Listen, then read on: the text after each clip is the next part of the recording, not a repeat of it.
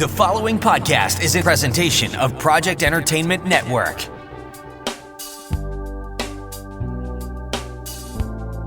Welcome to the Sample Chapter Podcast, the show where authors read a sample chapter from one of their books.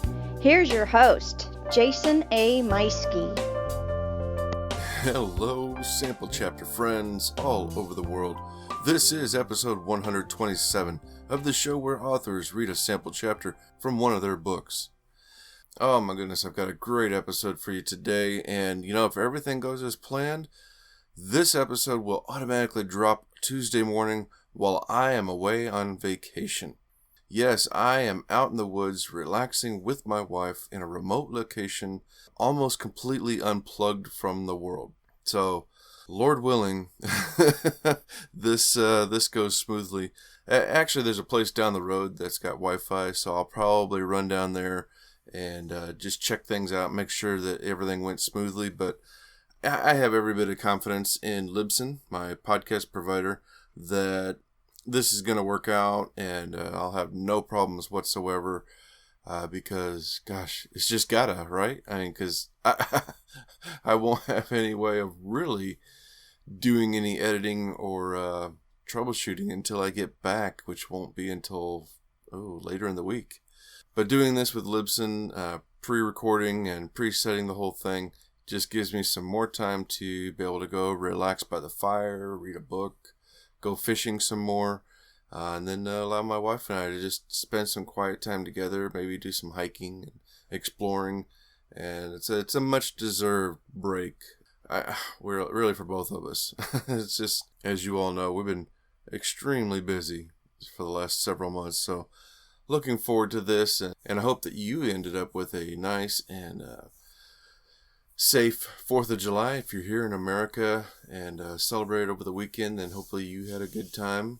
I'm sure I did. As I've mentioned before, the 4th of July is also my wife's birthday, so we're celebrating that with a family get-together at the campgrounds. So that'll be nice. We're a nice outdoor event where we can still practice social distancing, but still be together, and we're looking forward to that. So along these lines, with me being gone, if you are listening to this show and you might have reached out to me or the show, and I haven't responded yet, clearly I haven't responded yet. But this is why, because I am not around. But rest assured, I will be back in touch with you, and we'll see what we can set up. So, of course, I could be just totally full of it right now, too. Maybe nobody's reached out to me at all. I have no idea. But, but if you want to reach out to me, you can do so at samplechapterpodcast@gmail.com. That's the email that'll come right to me. Of course, you can also call the show and leave a voicemail at 660-851-1146. You can call or text that phone number, and it'll come right to me. And, of course, if you leave me a voicemail and it's something great, I may put it on the next episode. You can also follow us online on social media on Facebook and Twitter. We are just the Sample Chapter Podcast on both locations. And follow along and share any episodes that you are a fan of. The show is also available on all podcast platforms, so wherever you are listening to this, make sure you are hitting that subscribe button and liking the show. Give us a review so that way it builds the audience for these incredible authors who come on week after week. And of course, don't forget to also check out our YouTube channel, where you can see the artwork, which is every episode's artwork is the book cover for that week's book. So check that out. It's been a really cool platform and a lot of fun watching the audience slowly build there, and I really enjoy it myself. It's been a good time. So this week we have quite the interesting guest. I am sitting down with author, speaker, podcast host, and the doctor himself, Victor Acquista. Dr. Acquista, and I've seen his name pop up here and there, and then I started hearing his name from some other podcast and author friends of mine. So that was kind of cool whenever all of a sudden, I can't remember if I reached out to him or he reached out to me, but it didn't take long before he got an invite to the show, and this is a great episode. You're going to really enjoy this. He writes in the hard sci-fi, physics, even kind of a weird sci-fi realm. Lots of very interesting theories and, telepathic sort of realm. Lots of really, really interesting stuff, and, storylines that really make you think. They ask questions, ask deep questions, and make you think about the solution for that. So really, really cool stuff. And we have a great conversation about these books. We go over several of his books and his short stories. We talk about his podcast that he has, which is called the Podfobler Productions podcast, and that comes out, I believe that comes out weekly. And it's a show similar to mine in that you get to hear a sample from the book, but this is something that he reads. So Victor will go through and read the sample. He does a little description about the story, the author, and then he reads it. And what's really neat is he does like sound effects and things going on in the background. So it really immerses you into the action or the sci-fi or whatever is happening in that moment. It's really, really cool. And during the episode, you hear us talk about one of his favorite episodes, which is Zolark of Desire, which since that time I have gone back and checked out. It was indeed a lot of fun. But I've also checked out several other episodes. I've been fortunate to have a couple of the same guests that he has had on as well. So that's a really cool thing, and lots of great stories on there. So it's something you got to check it out. I will have a link in the show notes for everything Victor Acquista, including his show, Podfobler Productions. But we also talk about his interest in, he's got a fascination into the writing process. One of the subjects in one of his books is if the whole world was telepathic, what would that be like? Lots of really interesting things. And another fun note was when we were discussing bad guys, he mentions that, well, yeah, of course you got to have a good bad guy because Superman solving bank robberies just isn't interesting, which I thought was just a super way of putting it, and just made me laugh so much. He's got a couple of lines that really make me laugh. You're going to love his analogy about elephants. So stay tuned for that interview. It's coming up here in just a moment. But first, let me thank my longtime sponsor, U-Tor-All. Out of Warrensburg, Missouri, they are the premier self-storage facility with 2 locations, fully fenced in and gated. You'll have your own private gate code, more than 60 cameras recording 24 hours a day, and both facilities are run off of solar power, so they are a clean and green self-storage facility. So check them out online for more information or how to get a hold of them. It is U-Tor-All.net. That is spelled the letter U, STORALL.net. And I don't have a code for you this time, but I do want to still go ahead and give a shout out to my friends at Scrivener.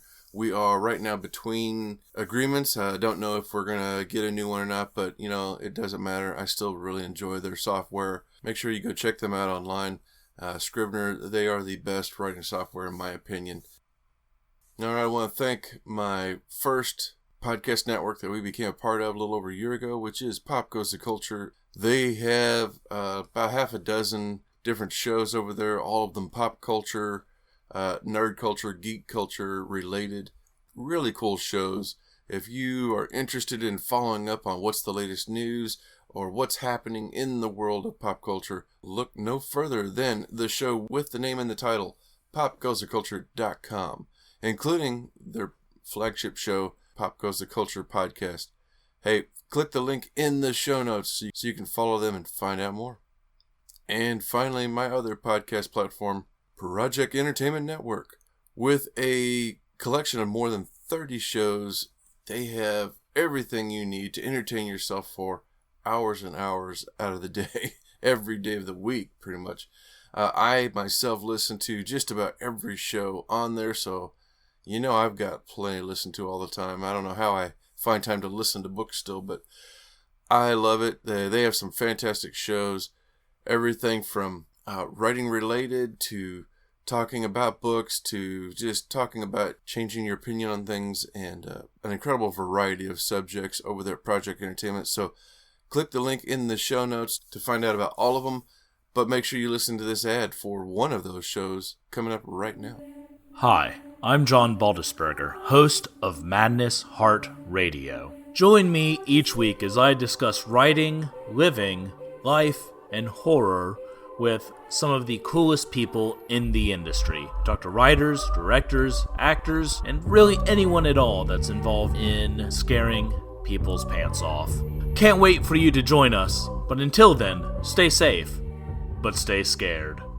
Yes, indeed. That was another fantastic show from Project Entertainment Network. Click the link in the show notes for more about that and their other 30 shows. Well, without further ado, it is time to switch gears and get this show on over to our interview with the wonderful Victor Acquista.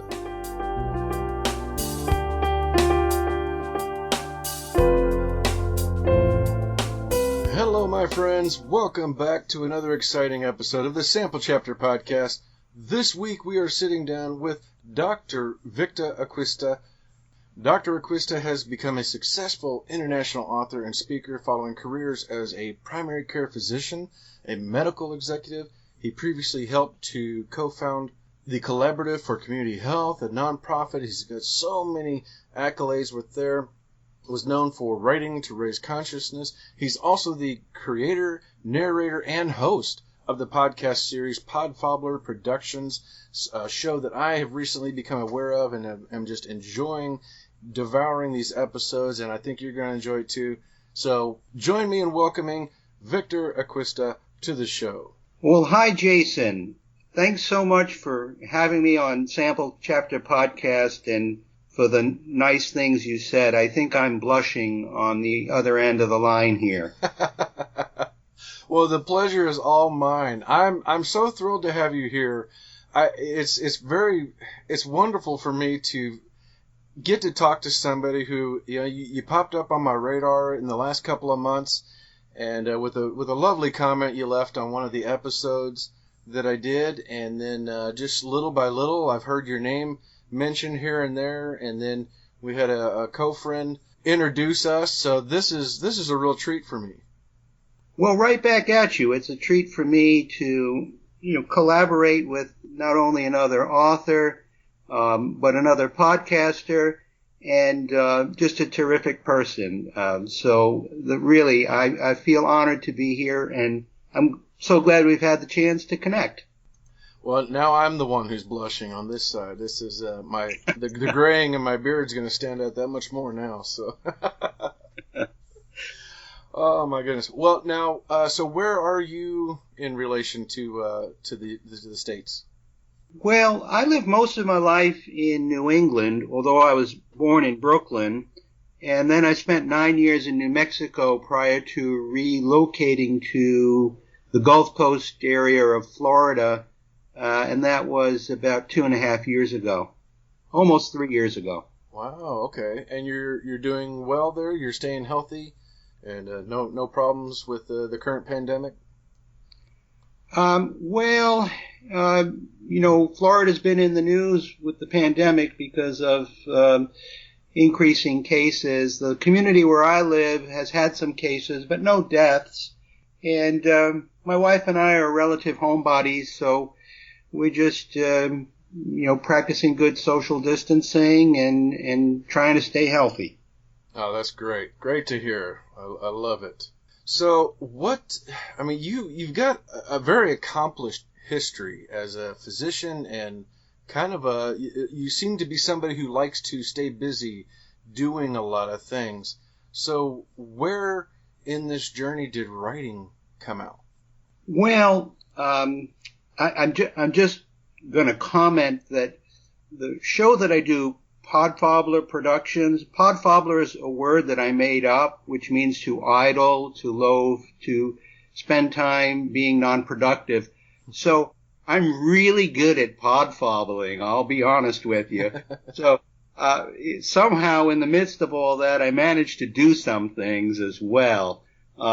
I like to say that doing nothing is actually doing something, but it seems like a Zen, koan paradox of some sort. But as far as the writing goes, when I was still actively practicing medicine, I'd written a self-help medical book. That was my first book, because I write both fiction and nonfiction.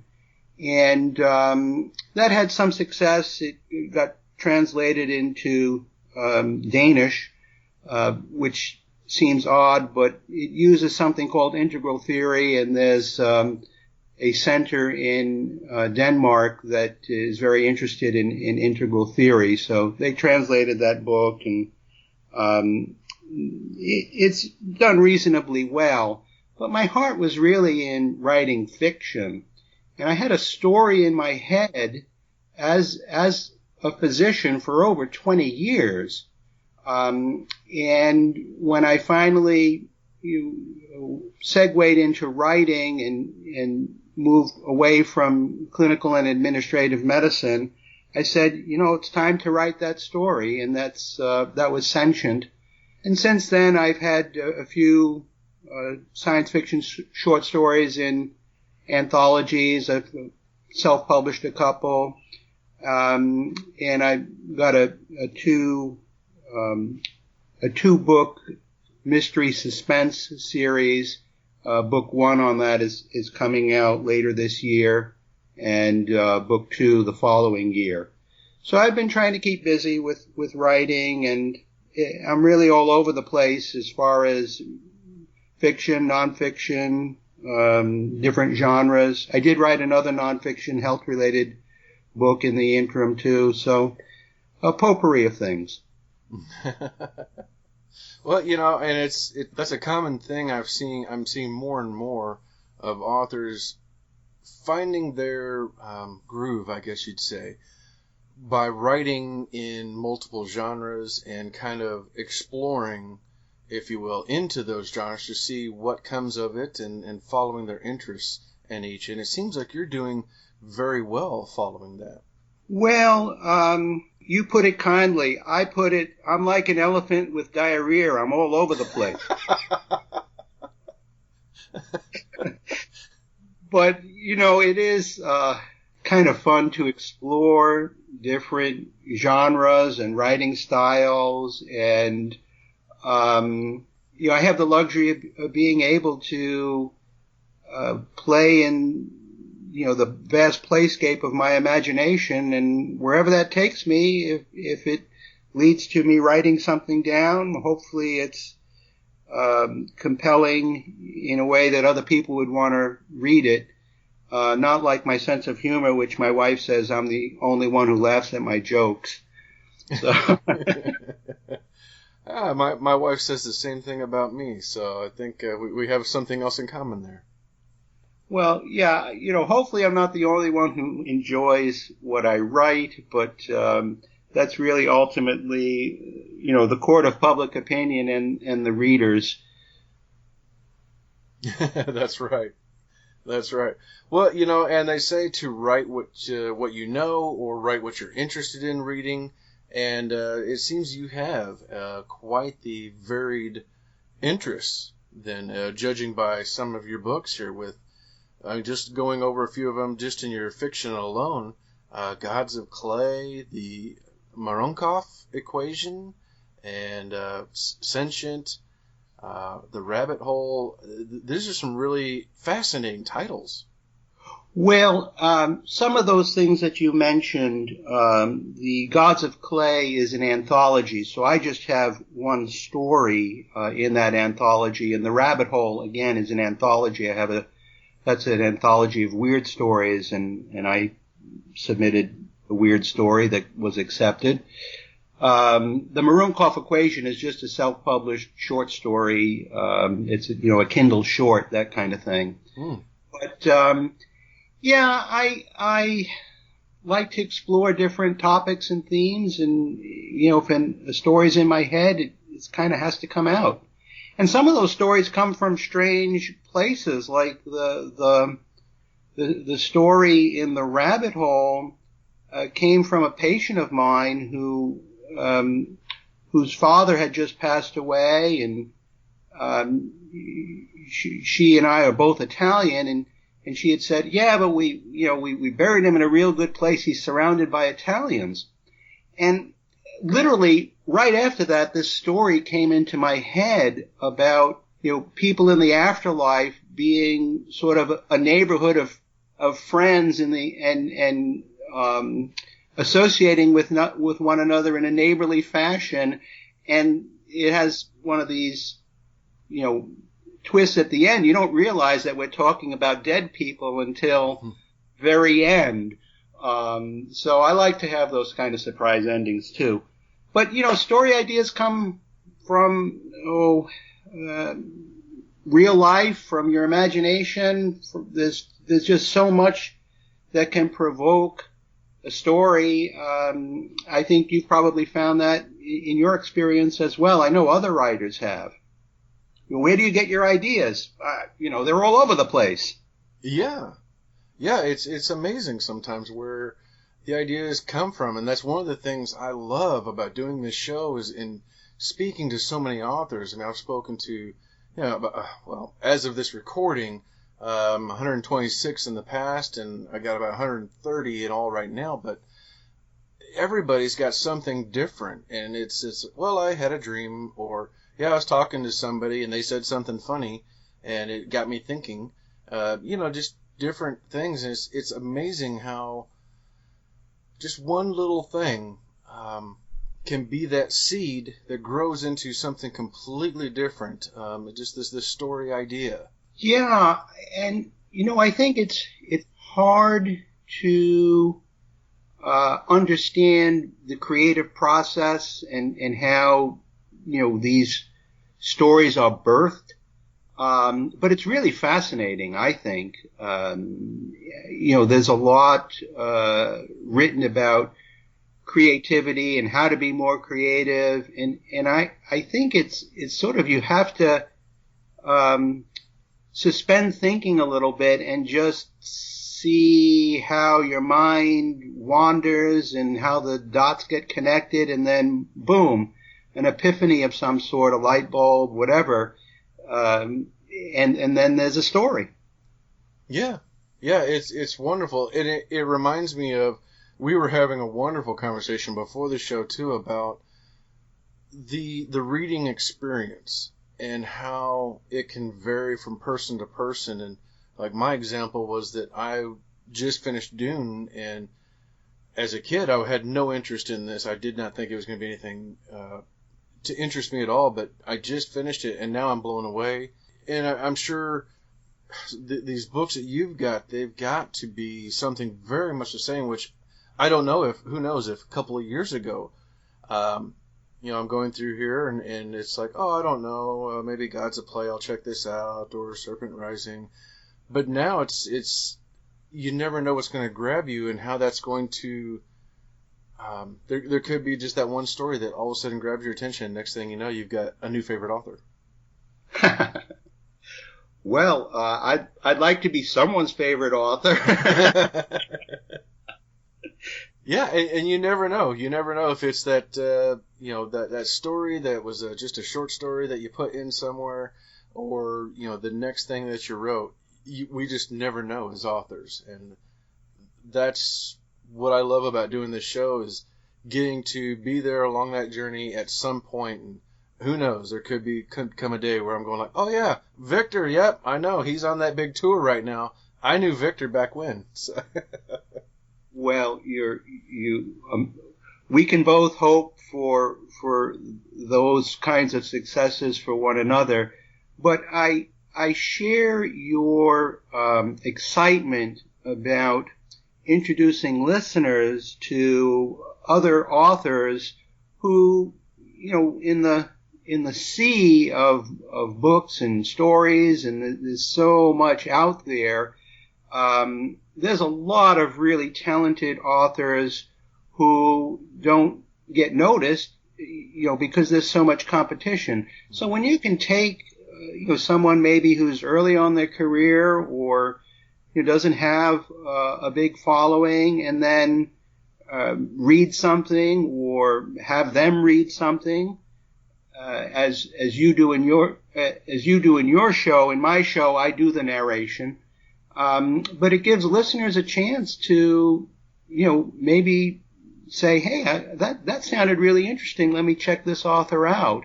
And I think we're all trying to help one another in some way, shape, or form. And, as they say, a rising tide raises all ships. So, and if I can help somebody get more exposure and improve their book sales, I feel good about that. I think probably the same is true for you. Absolutely. Yeah. And I just love that idea that a new listener comes in, they find a new author, they talk about it with somebody else, and the show continues to grow because of these incredibly talented authors like yourself that I have the pleasure of getting to talk to. Well, I think that you're really doing noble work here with interviewing authors and giving listeners a chance to have a sample of their work, a sample chapter. I think it's a great concept, and my hat's off to you for all the hard work, because I know, for me, it takes quite a while to produce a show, and of course I want to do the best possible job I can for whatever author I'm featuring their work. Mm-hmm. So I give you a lot of credit, my friend. Well, thank you very much. I really appreciate that. But, I mean, you're right there with me on this journey of highlighting other authors with Podfobler. Like I said, I've caught a few episodes so far, and I'm looking forward to going back and listening to past episodes. And it's a great show. I really enjoy it, and it's a lot of fun listening to your take on a chapter or a portion of it that you're reading, and putting your little spin with sometimes some sound effects. And I really am enjoying it. And I think everybody out there listening, you got to check out Podfobler Productions. And there's going to be a link in the show notes for it, I guarantee you. Oh, well, that's great. And I'll just say, we're in season 2, but my favorite show is actually one I did of my own work, because I do narrate some of my own work. It was a space western short story called Zolark of Desire. Zolark is a made-up word, but I can't tell you what it is because that would ruin that show. All right, I'm writing that down. I gotta go get that episode now. You'll laugh, believe me. Oh my gosh. Well, so you've got several incredible books here. It's tough to even know where to start, but just right off the top of my head here, I'm going through your list. Tell us about the Einstein Protocol. The Einstein Protocol is another Kindle short, so that's just a short story, and it's kind of more humorous than serious, but the whole basis for it is that in the near future, after the quantum computing revolution has been established, and we're collecting even more data than we're currently collecting, because there's just a huge amount of data collected in so many different ways. But there's something called Parkinson's Law, which says that the trajectory of data storage at some point intersects with data acquisition.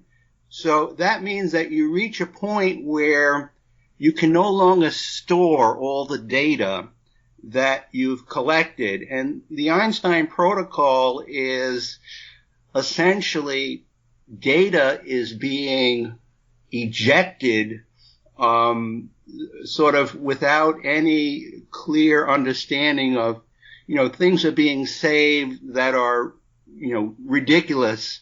And all this superfluous data is stored in, all sorts of inopportune places, like, your refrigerator, or microwave, which, there are now these smart appliances.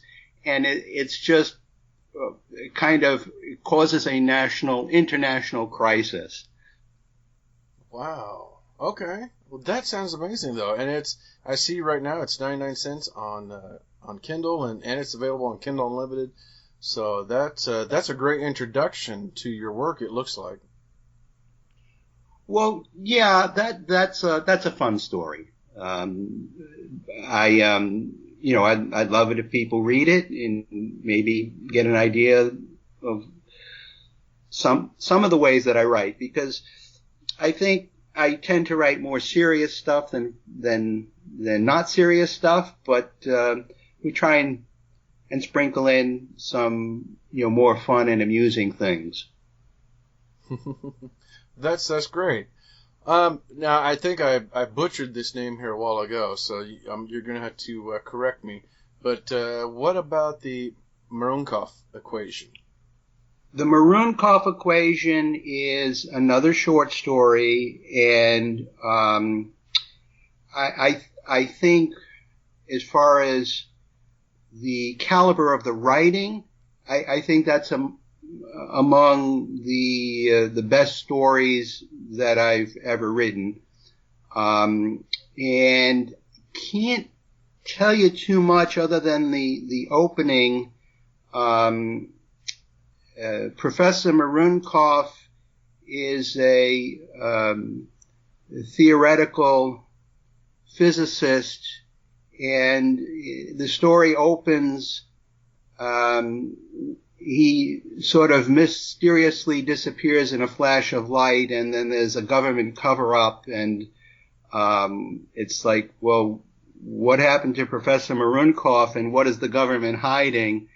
And it's interesting. That's all I can say. And the physics of it, I have an author colleague friend who is a physicist.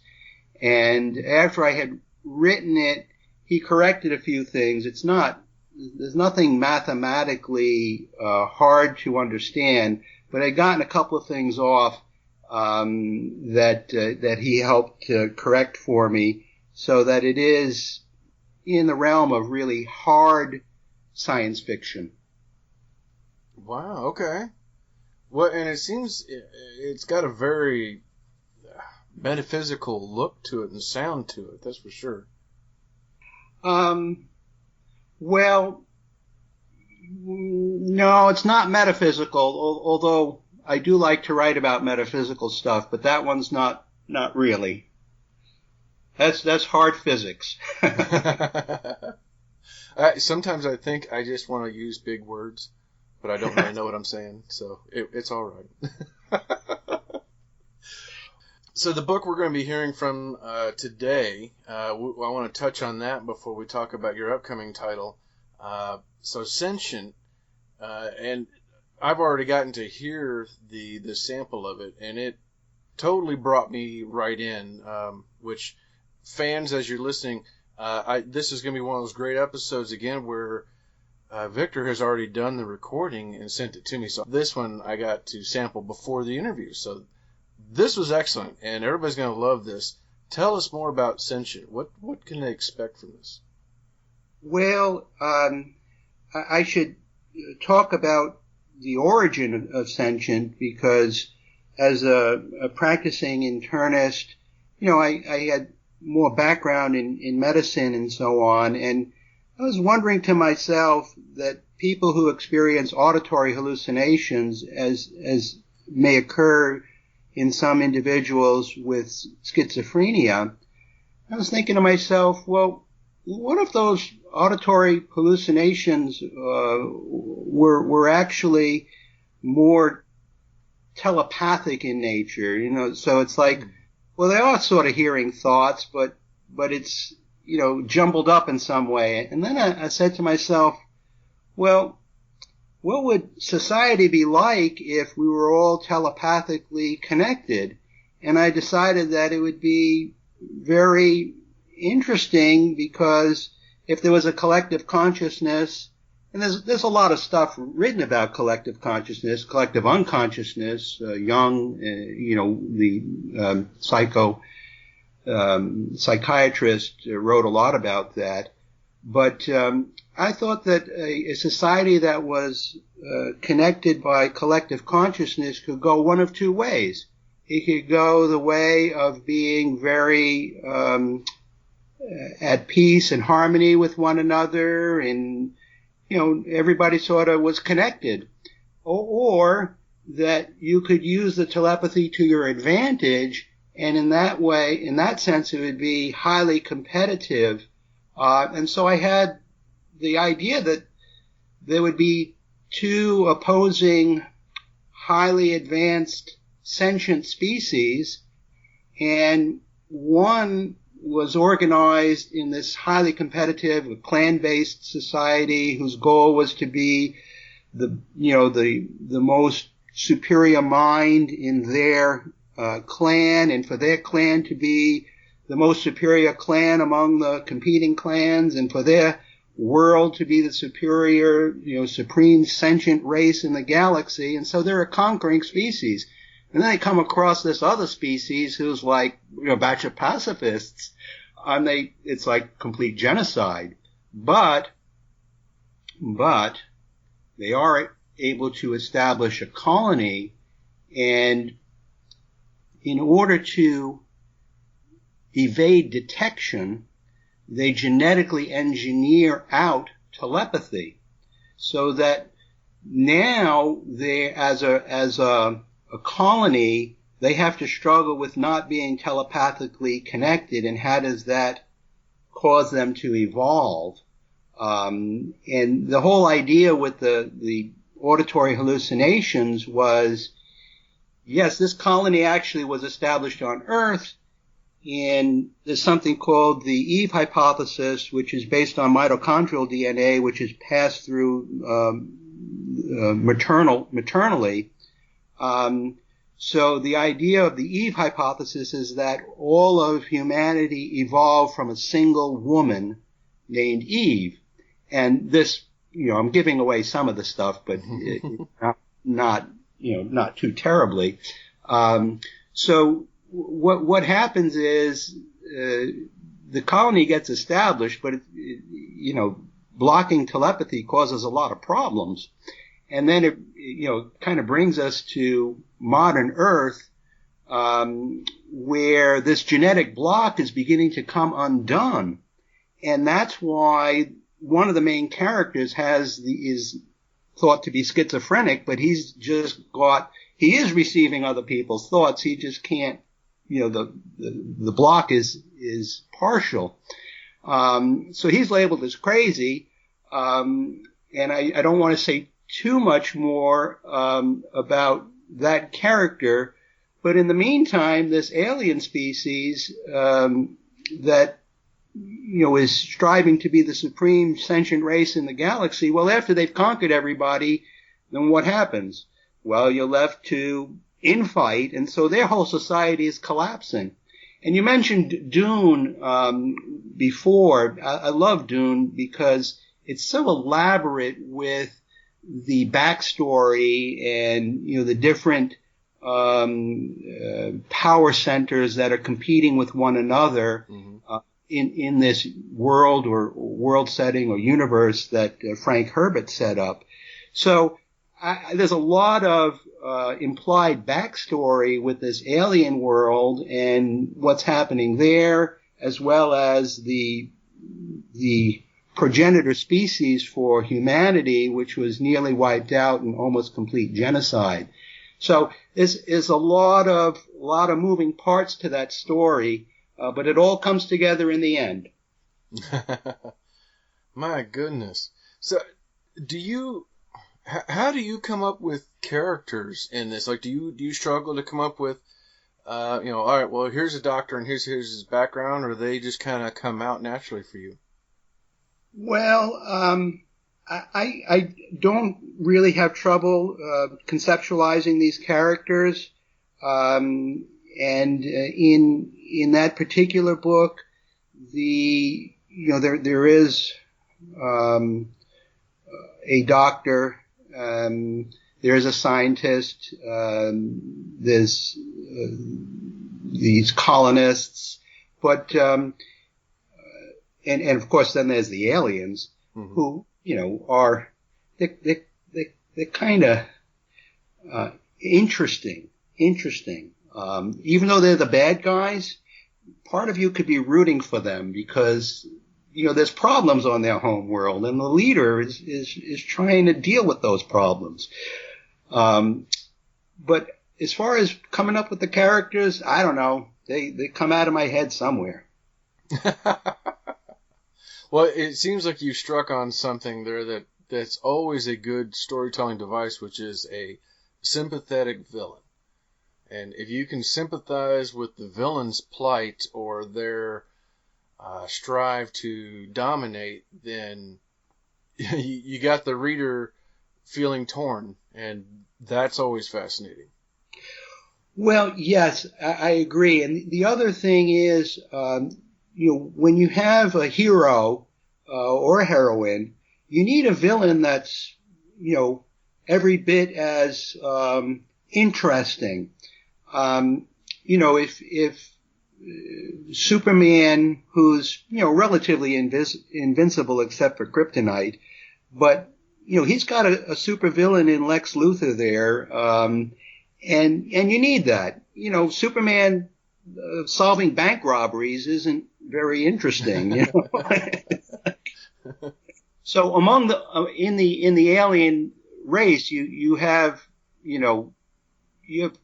people, or they're like people that you root for, and ones that you don't, because they're a complex society, as is true for humanity. We're a complex society. Oh, indeed. Wow. Well, I definitely, but before I let you go, I want to hear about your upcoming book coming out this August, and I mean, that's going to be here before you know it. Tell us about Serpent Rising, or as much as you can tell us anyway.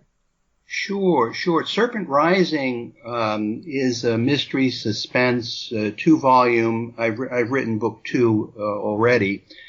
It's kind of like Da Vinci Code in the sense that there's a secret society and some conspiracy things going on, but then it's got the element of The Force Awakens, where the heroine has an unrealized destiny and has to come into the fullness of who she is as a warrior in the Battle of the Two Serpents, which I don't want to get into in any great detail. It's a fictionalized battle between the polarities of light and darkness, but also masculine and feminine energies. But ultimately, it's a battle between truth and falsehood, and the warriors who are trying to be light bringers, to bring the light of truth, to dispel the darkness of lies, and the powerful society, or you can think of it as a cabal that is manipulating information and using propaganda and mind control techniques to advance their agenda, and that this battle has been going on really since the dawn of civilization. And the main character there, the protagonist, is a young woman who has PTSD due to a traumatic event in her childhood, which was a failed initiation ceremony into an order of Lightbringers, and it completely messed her up. But that is her destiny. So she's got to do what she's meant to do. Oh, wow. And this is part 1 of 2, and it's the Saga of Venom and Flame, Serpent Rising. This sounds incredible. Well, thank you. It was about 4 years since I started writing Serpent Rising, and there's a lot of research into serpent mythology and a lot of myth, cross-cultural, because things are happening in different places of the world as part of this young woman's training to become a warrior. So there's a lot of research that went into it. And then, of course, you write first draft, and then you make changes, and you edit, and you re-edit, and you re-edit.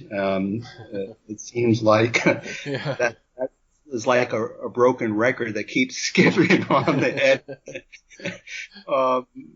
And then eventually you get to the point where, oh my gosh, it's going to be released soon. Oh my gosh, that's fantastic. Yeah, and so that's coming out in August. The pre-order is available right now, so everybody make sure you are following the links in the show notes for Victor, so that way you can go in there and pick that up as well. Check out all of his books. Victor, this has been so much fun. I'm so happy that you came on the show, and I can't thank you enough. This has been a blast. Well, I'll just say right back at you, I'm so honored that you invited me to be on your show, and you gave me a chance to talk about some of my writing, but you give your listeners a chance to maybe get a feel for the kind of person I am. Just really a regular guy who likes to write, and I hope that somebody listening decides they want to check me out. Definitely a very great guy with a big heart who has a wild imagination, it seems. Thank you. Well, where can people find and follow you? Well, I of course have my author website, which is www.victoracquista.com, and I have a Facebook author page, Victor Acquista Author. I'm on Twitter, Victor Acquista. I have the Podfobler Productions Facebook page. I have a YouTube channel that has, not only the Podfobler Productions things, but there's some other material on there as well. Recently, I've been recording some stuff that I call a podlog, which is just a usually about 5-minute episode that I've been giving some interesting backstory about Serpent Rising, like explaining the symbol on the front cover, explaining the meaning of the saga of Venom and Flame, and there's a batch of content that I think if someone listens to, they will really enjoy the story a lot more, because they'll understand more of the nuance and the depth. Yeah, wow, that's fantastic. So there you go, everybody. You need to get over to his website. You can look it up or just click the link in the show notes and check out the podlogs. That way you get some inside information about the upcoming books and a little more in-depth to understanding what you're going to have when you pick up a Victor Acquista book. Victor, thank you so much again. So we're about to hear from the Sentient book. Is there anything we need to do for setting up the scene that we're going to hear? Well, yes. The scene focuses on a character called Jeremy Strickland. He's the professor with schizophrenia, and he is on an experimental drug that is being coordinated by a psychiatrist by the name of Rebecca Flores. She's the other main character in this scene. And the thing with this drug is it works very well for controlling the auditory hallucinations, but you have to go on drug holiday periodically, sort of to wash the drug out of your system and then start it again.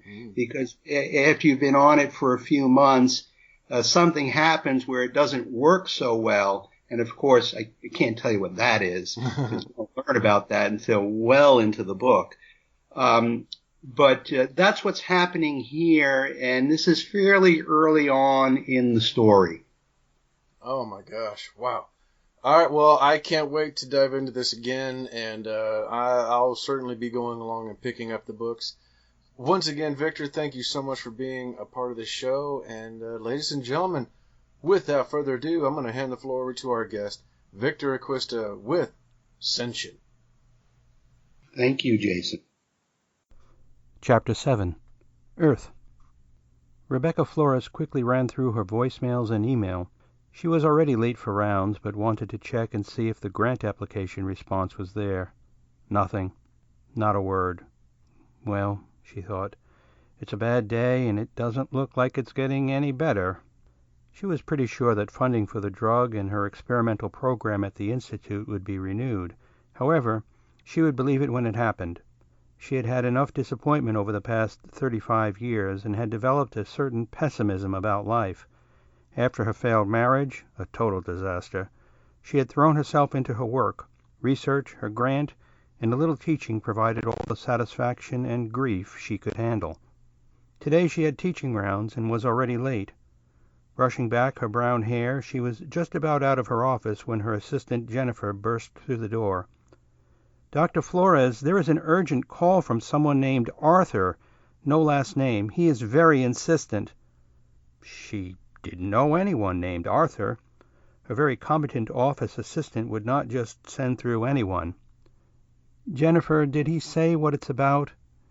"He just said it was urgent that he speak with you." "Well, I'm already late, so what's a few more minutes? Jen, send it through." "Dr. Flores, this is Arthur, Dr. Strickland's computer associate. He has requested that I forward you this urgent message." Rebecca swallowed hard. This can't be good. The professor was scheduled for drug holiday in 2 days. "Dr. Flores," it was the professor's voice, "I am sending you this pre-recorded message. Arthur has apparently initiated the Fallen Jedi protocol. He is unable to contact me, and I don't know why. I am sorry to trouble you with this news, but I am sure you will know what to do." She stared at the phone. Ugh. The professor was both her favorite and most challenging program participant. Undeniably he was a genius, and just as undeniably a handful. Fallen Jedi. Very funny. But not. "Arthur, are you still on the line?" "Yes, doctor." "Are you equipped with any video surveillance? Can you give me an image of the professor?" "I am equipped with 24 surveillance cameras. If you can provide me with an email address or cell phone number, I can send you a live video link." She rattled off her address and waited. Moments later she stared at her computer screen. Professor Strickland lay in a corner of a room with his hands over his ears. He looked terrible, disheveled, unshaven, and appeared to be mumbling. "Arthur, can you provide audio?" "This is possible by phone, but the professor is far from a phone. Is there something you wish for me to say?" "Ask the professor if he is okay." That was stupid, she thought. Of course he's not okay. As Arthur obliged her request, the professor looked startled on the screen in front of her while waving his hands around his head. "There is no response." "Arthur, are you able to call 911? That is part of the protocol." "Tell the professor that help is on the way, and Arthur, notify me when the EMTs arrive. Keep this phone link active." "Understood." "Jennifer," her assistant responded, "call the floor and cancel my rounds. Tell them an emergency has come up." Shit, he looks completely psychotic. "Arthur, can you tell me if the professor has been drinking a lot of coffee recently?" "In the last 72 hours, Professor Strickland has consumed 23 cups of coffee." That would explain it. Caffeine interfered with the drug pharmacokinetics. She was still working on the details and figured it probably resulted from some type of enzyme induction. "Any other caffeinated beverages, like Coca-Cola?" "One moment. My database indicates that Mountain Dew contains caffeine. The professor has consumed 16 Mountain Dew beverages in the last 72 hours. That would do it. Or should I say, do it? No wonder he looks like shit. "Doctor, the EMTs are outside the house." Jack Riley and Saeed Imani approached the front door at 312 South Washington Street. They didn't know what to expect, since the 911 just said it was a medical emergency. Just before getting to the door, it opened and they rushed in. There was no one there. "This is Dr. Rebecca Flores." It sounded as though the voice came from an overhead speaker. "Hello. We are the emergency responders. Where are you? We hear you but don't see you." "This is Dr. Rebecca Flores. I am speaking by phone link. My patient, Professor Jeremy Strickland, is seriously ill and is somewhere in the house. He is actively psychotic, so you need to approach with caution." "Dr. Flores, this is Saeed Imani. Do you know where your patient is? Does he have any weapons?" "He is seated in a corner of a room. I can't tell which one. I am linked in through a video camera. He appears unarmed." "Well, this is a strange one, but doesn't sound too bad," Saeed thought to himself, as he and his partner began a room-by-room search.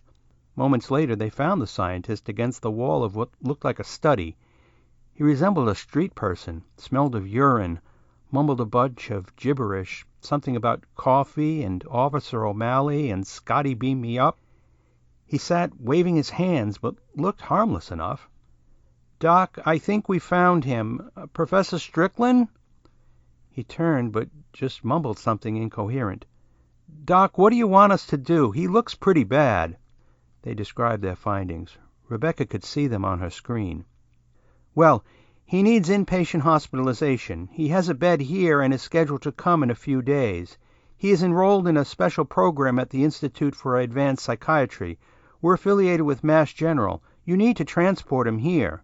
"Whoa, Doc, no can do." It was Jack Riley. "We're only authorized for local hospitals. Medical City, that's the old St. Vincent's in Worcester, or UMass if you want something more university-affiliated. Boston is an hour and a half. We can't tie down the ambulance for out-of-area transports." "No!" It was Strickland. "No hospital!" He attempted to get up and looked agitated. "Listen, he has got to come here. The hospital can't help him. He's on an experimental medication, and if he gets the wrong medications, he could die." It was a little white lie, but it was in her patient's best interest. "We're sorry, Doc." It was Saeed. "Insurance only pays for local hospitals." Strickland was now up, cursing and swearing, arms flailing wildly. He had a crazy look in his eyes. She saw it all on the monitor. "Listen, fellas. In the medicine cabinet there should be a prescription bottle with my name on it for Haldol, along with a syringe. You better get that pronto. If you have a straitjacket, you might want to get that as well. Things could get very messy here real fast." They looked at each other, then split in opposite directions. Saeed returned first. "How much Haldol, Doc?" "Let's start with 5 milligrams." The professor was now making some howling noises and grimacing. "Give it IM, right in the deltoid." Jack showed up moments later, straitjacket in hand. "It should only take a few minutes. Then you should put the jacket on him." Rebecca was sweating. "We're at 1635 Highland. It's right off the Mass General campus." Strickland looked like he was calming down. "Doc, like we said, no can do." No, this isn't on insurance. The Institute pays for it. It's all part of the program." Silence. The two EMTs just shook their heads. Without too much struggle, they managed to get the professor out of his stained lab coat and into the white straitjacket.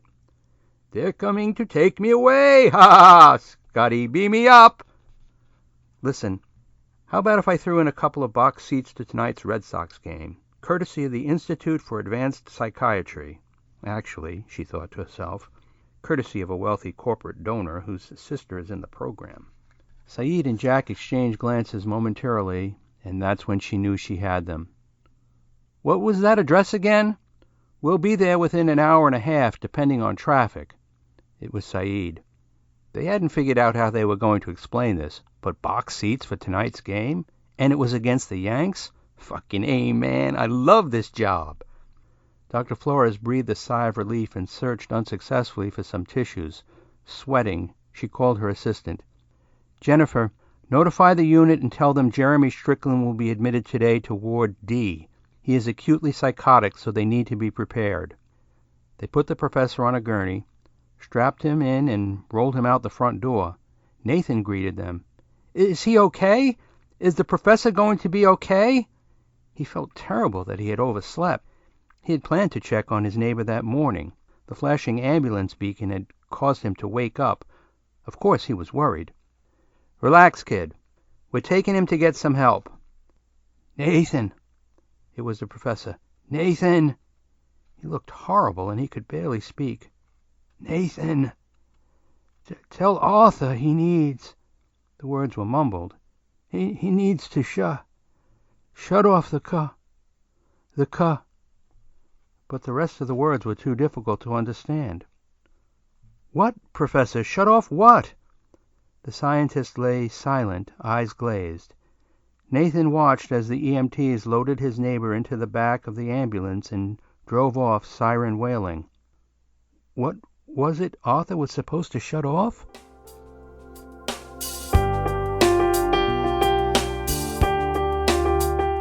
That was Victor Acquista reading a sample chapter from his book, Sentient. The book is available right now. I just got a copy of it myself. I'm looking forward to diving into this. It looks incredible. Hey, don't forget to click the link in the show notes to follow Victor so that you can find all the rest of his books and his podcast and his upcoming releases as well, which is coming soon. Don't forget to also click the link in the show notes for our friends and sponsors alike, and hit that subscribe button on your favorite podcast player so you don't miss out next time when I'm back with a new author, a new book, and a brand new sample chapter.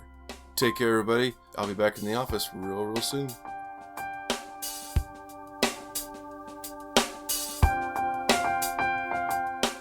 This has been a presentation of the Project Entertainment Network.